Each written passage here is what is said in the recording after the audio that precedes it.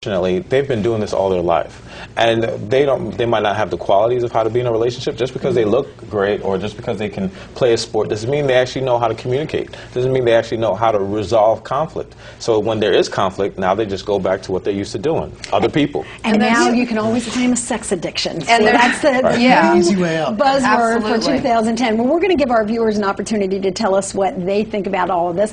Why is it that you think men cheat? Do you think it's just expected behavior? Maybe our fathers did it. Not my father, I can tell you that, because my mother would have killed him, okay? But is it because other men in our lives did it? Do you think a marriage or a relationship could survive infidelity, or is that the deal breaker for you? Have you had that experience? If you have and you want to share it, if you learned something about it, we go ahead and invite you to be part of the conversation. The way you do that is you can email me a couple of different ways. Log on to csnphilly.com, and then you put in It's Your Call or IYC. That'll take you to my webpage there where you can leave me a comment. You can also email me directly right here at the show. That's TCN_IYC@ComcastNetwork.com. We're on Facebook and MySpace and YouTube. And if you want to write to me directly, it's lynn@lynndoyle.net.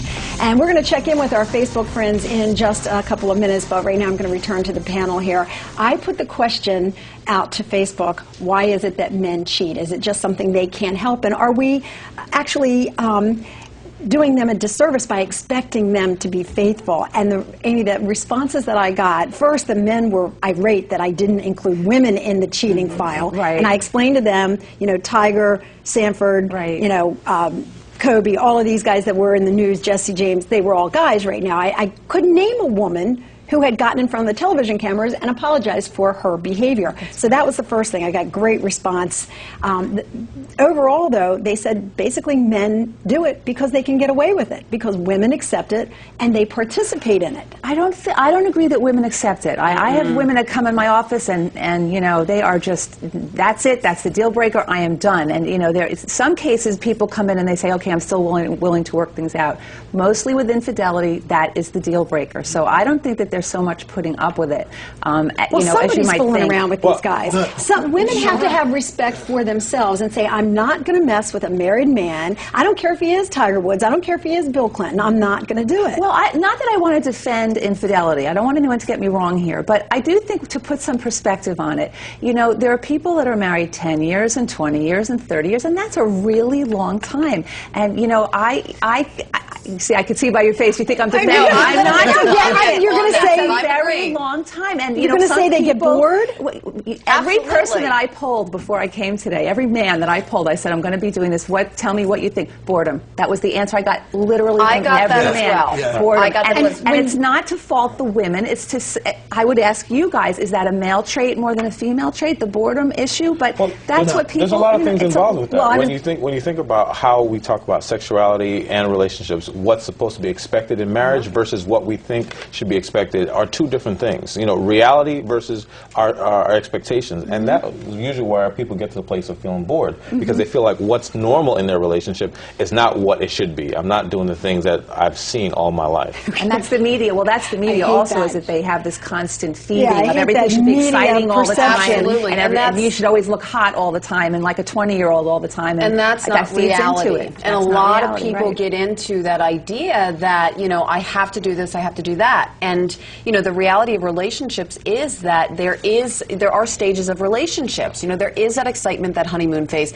and that does wear off in time, and then it goes into like an intimacy stage, okay? Now, again, the boredom thing, there are ways to kind of pop that excitement back in, because that's all neurochemical stuff that makes you feel, you know, that way. I mean, it gets really, really complicated when you look at some of this stuff, but absolutely, with regards to the boredom, I polled a few guys myself, and they said boredom. Well, we're going to take a poll right here, but we're going to take a break. As we do, we're asking you, is it boredom that makes people, not just men, cheat? And if your partner cheated on you, do you kick them to the curb? That's what we're going to talk about when we come back. If you'd like to join in, you can email me, lynn@lynndoyle.net.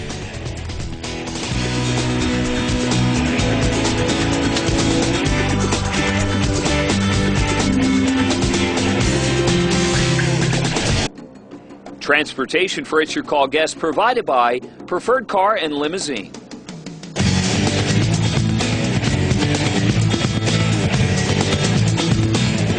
Welcome back, everyone. I'm Lynn Doyle. This is It's Your Call, and our topic today, why do men cheat? That is the question that we're asking. Now, before you get outraged out there and say, well, the ladies are doing it too, and they got to be cheating with somebody, I acknowledge that, but the reason we're talking about that this hour is because of all of the men in recent months that have been in front of the microphones and in front of television cameras, apologizing for their behavior, asking for forgiveness, and trying to rebuild their relationships. If you want to tell us what you think about this, we welcome your opinion and your personal experience. I do want to talk about the apology factor. We've heard so many men, and the list is, you know, as long as my arm, in front of TV cameras saying, poor judgment, I apologize, I caused harm.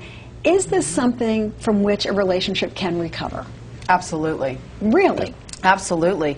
Matter of fact, sometimes relationships are actually improved after an affair, so it can absolutely you got to work in catch me favor. with my skeptical look now, because I'm sorry, I'm just not buying that. Okay, I just don't get how a relationship can be better after you've been humiliated by having your partner step out on you. It can A, bring out the problem to the forefront, or it can B, really have somebody kind of almost get jealous of, you know, that somebody else does want my partner, you know, when the relationship becomes complacent, which many relationships will and do become complacent. So there are two of the things that I see. George? One of the things, or some of the things I see with the people that I work with, what happens is that when the affair comes out, it now puts you at ground zero. We have to rebuild all over again. And it brings a humility, it brings an honesty, it brings, and just couples being upfront with each other. And when they can start over again, now they're able to build back and say, we've made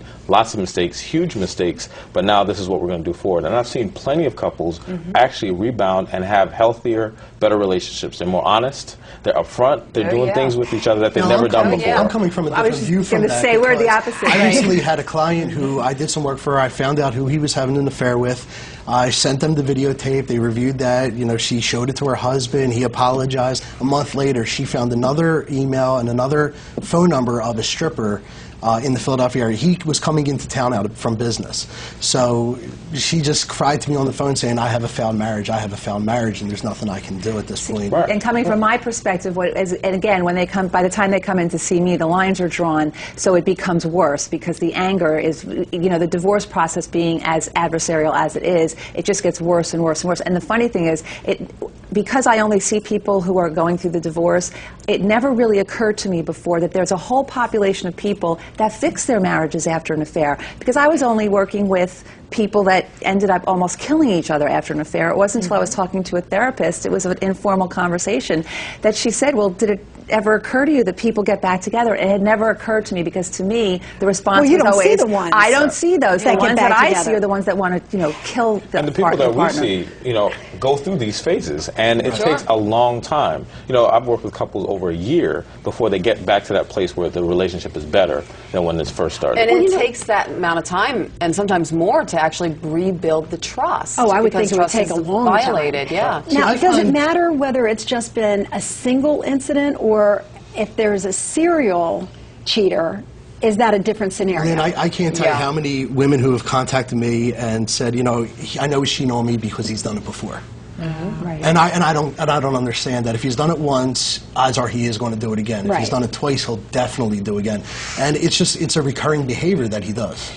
It is a recurring behavior in many, but, you know, for the listeners or the viewers out there, I don't want them to think that just because their partner has cheated at one point in time that they can't change.